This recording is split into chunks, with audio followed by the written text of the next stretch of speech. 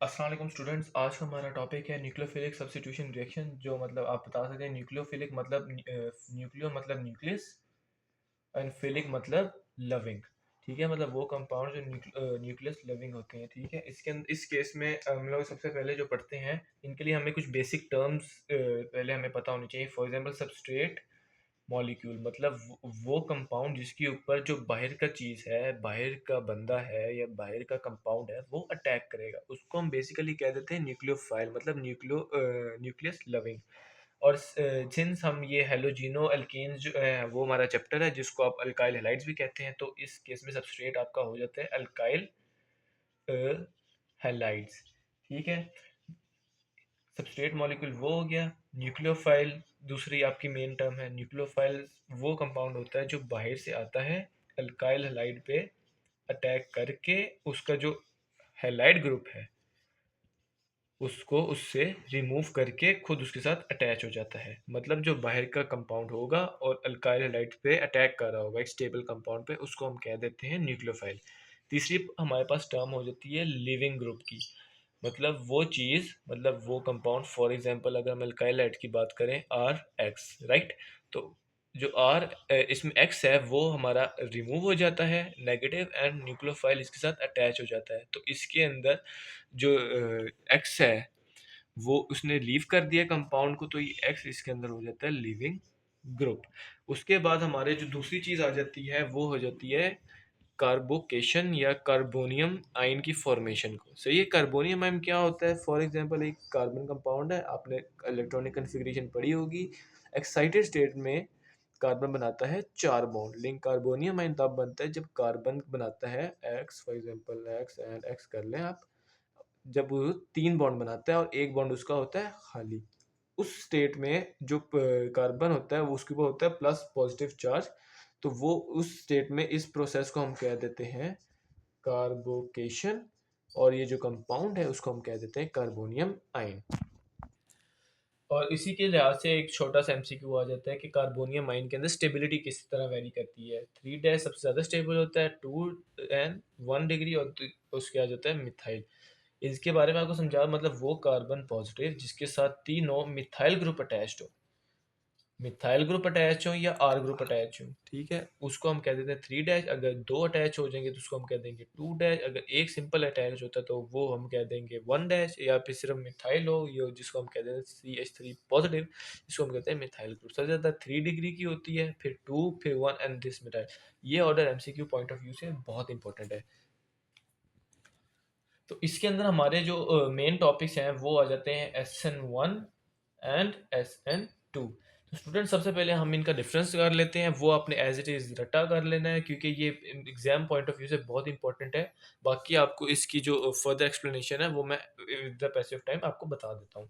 सबसे पहले आ जाता है ये SN1 है तो आप इसे याद कर सकते हैं, ये है यूनिमोलिक्यूलर। ठीक है, ये SN2 है तो इसको आप कह सकते हैं बायोमोलिक्यूलर। ठीक है, ये हो जाता है 2 स्टेप्स में, ये आपका होता है सिंगल स्टेप में या 1 स्टेप में। ठीक है, मोस्टली जो अगर एग्जांपल आ सकती है तो वो होता है मोस्टली जो होते हैं tertiary alkyl halides. R X मैं लिख रहा हूँ अल्काइल हैलाइड्स, वो इसको फेवर करते हैं। ठीक है, और इसको मोस्टली करते हैं प्राइमरी। ठीक है, दूसरा ये होता है कि मोस्टली जो ये होते हैं वो सोलुबल होते हैं इन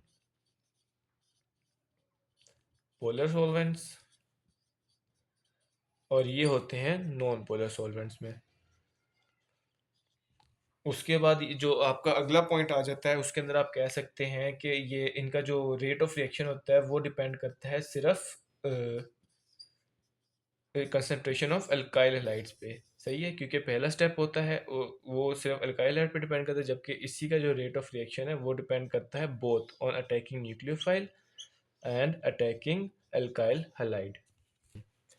इसका जो मेन आखिरी पॉइंट है जो बहुत ज़्यादा मेन है उसके अंदर होता है, ये होता है 100% रिटेंशन ऑफ कॉन्फ़िगरेशन, और ये होता है 50% इन्वर्जन एंड 50% रिटेंशन। ठीक है, अब ये इन्वर्जन रिटेंशन क्या है वो मैं आपको बताता हूँ।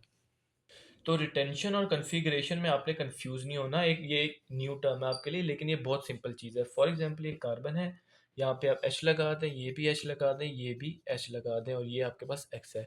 अब फॉर एग्जांपल इसके अंदर हम न्यूक्लियोफाइल ऐड करते हैं, अब ये लगा हुआ है X इस साइड पे, राइट साइड पे।